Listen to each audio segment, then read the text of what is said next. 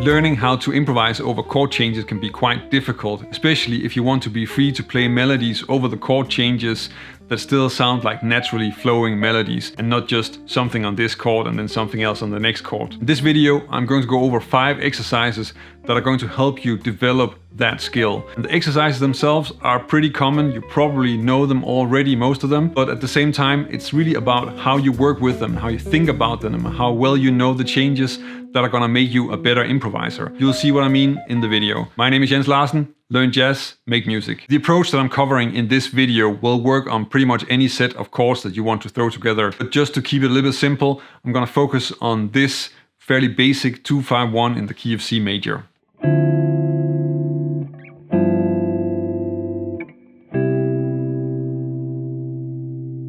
If you want to improvise and follow the chord changes, then that means that you want to play melodies that really fit with each of the chords so that you can hear in your solo where you are in the chord progression. And that means that you kind of need to know the notes of the chords, and that will be the arpeggios. So you want to be able to improvise on line like this.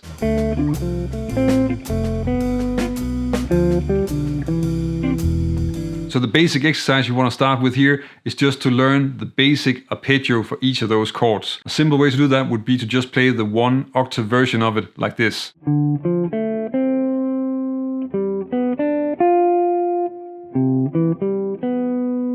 In the beginning, you probably think about these arpeggios as one whole thing. So you're not really thinking about what notes you're playing, you're just thinking this is a D-7 arpeggio. But you actually want to be aware of what notes are in there. And there are 2 things you want to learn about that. So this is a D-7 and you want to know what notes you're playing. So D, F, A and C. But you also want to know what those intervals are. So you want to know that this is the root, the D, the F is the minor third, the A is the 5th and the C is the flat 7. Often you're gonna come across people who will tell you that you don't really need to know the note names, you just need to know the intervals against the chords. And actually I would say that you need to know both. Let me just explain why that is. So if you know the intervals, they're important because they're gonna tell you how the thing that you're playing, the note that you're playing will sound against the chord that you're playing. So if you know that A is the 5th of D minor, then you know that that note will sound like this against the chord. And in the same way, you will also know how C will sound against an F-7 because that's the 5th. So. But knowing the intervals is not really enough because you're only looking at that one chord and that one root, and you're not really taking into account what is happening in the rest of the chord progression. 90% of the time when you're improvising, then you're improvising over a chord progression that has chords that have a natural flow. There is a logic behind how the harmony is moving, and you want to not throw that information out of the window because it's important for how you solo on it. And if you're only thinking in intervals, then it's difficult to realize that the 5th of D-7 is voice leading to the flat 7 of a B-flat 7 if you're playing a backdoor dominant progression in C major. But if you're looking with the note names there, then it's quite easy to see that A wants to move down to A flat and then finally resolve to the G on the C major 7. This first exercise may seem to be a little bit heavy and you need to know what notes you're playing and check out some things you're not used to, but luckily the next 2 ones are a lot easier, and the final one is really what's gonna give your line sort of that bebop or even Bach kind of flow where you're really moving from chord to chord in a natural way. Of course, you don't want to only play the arpeggios all the time. You also want to add some of the other notes that work, and probably the best place to start would be just the surrounding scale that fits the chord. So you want to play lines like this.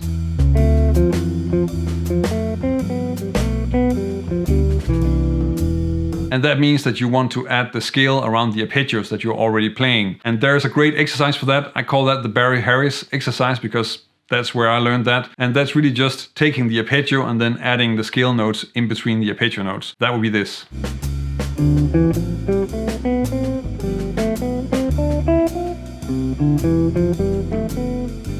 And when you're playing the scales like this, then you're still spelling out the harmony because on the beat you have all the chord tones and in between you have all the scale notes. When you're improvising, you kind of need to focus on getting a melody that really flows and sounds natural. And if the arpeggios are not in the same range, then that can be a little bit difficult. So the way that we have the arpeggios set up now, it's kind of hard to connect from D-7 up to the G7 that's all the way up here. So you kind of have this disconnect and you want to get rid of that. One way you can do that is to transpose the arpeggios so that they're in the same range, so that all the notes are found within the same octave, for instance. And if you do that with those arpeggios, then you get something like this.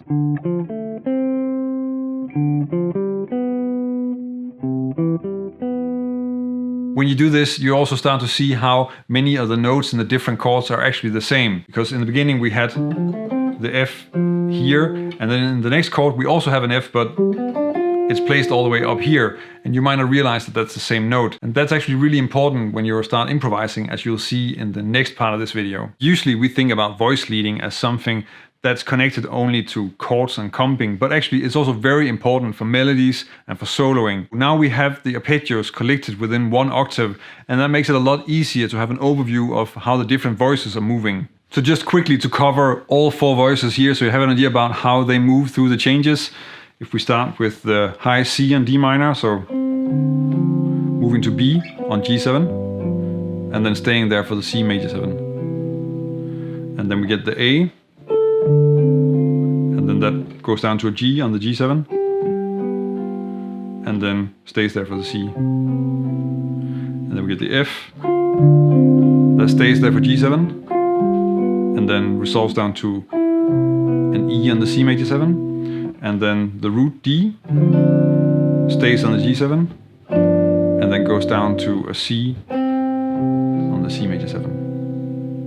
This may seem a little bit theory heavy, but actually if you're used to thinking about what notes are in the different arpeggios or chords, it's not that difficult to figure out. And what you want to look for are the notes that are changing from chord to chord. If a note is changing and you play that note on beat 1 of the bar where the chords change, then it's very clear that the chords are changing. So for instance, in this case, if you're playing a B, so the 3rd of G7 on beat 1 of the G7 bar, then you can hear that you're no longer on a D minor 7. And the same goes if you use the 3rd of C major 7 E, because that's not a basic chord tone on G7.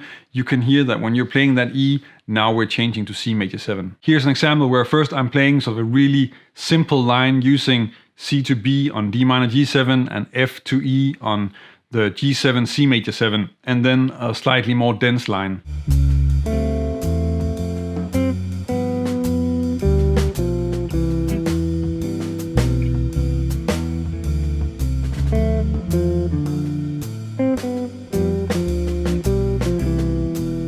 So the first example is, I think, pretty clear that we're just starting on the 5th, moving up to the 7th, the C, which is then going down to the 3rd of G7. And then I'm just walking down the arpeggio from F down to E on the C major 7. And essentially the second one is doing the same thing, I'm just filling in a few more notes. Why is it important to think ahead?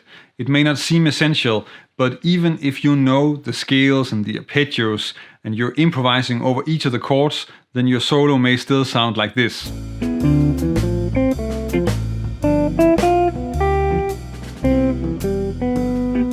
Here the melodies are okay, you can hear what's going on, you can hear the chord changes, but it's really only per chord. There is no relation between the phrase on the D minor 7 and the G7. And that's really missing, because if you listen to the chord progression, then that's clearly something with a beginning and an end. And you also want to have that in the melody. Instead, you want to play melodies that flow from one chord to the next. So when you're improvising, you don't only want to think about the chord that you're on, you also want to think about the chord that you're going to, that you're moving to. And if we use the voice leading examples from the previous example, so in example 7, then that could be something like this.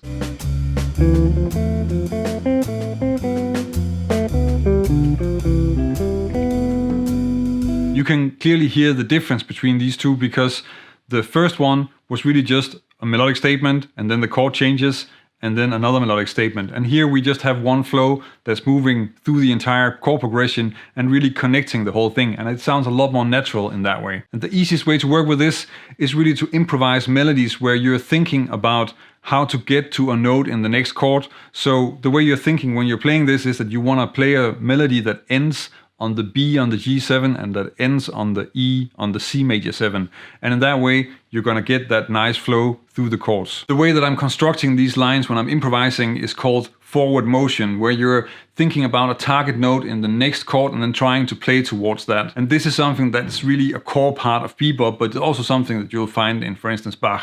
If you want to improve the way that you practice and focus on the right things so that you learn jazz faster, then check out this video where I'm covering 5 common mistakes that are holding you back when you're learning jazz. Of course, it's fun to practice, but you also want to be efficient and you don't want to waste your time.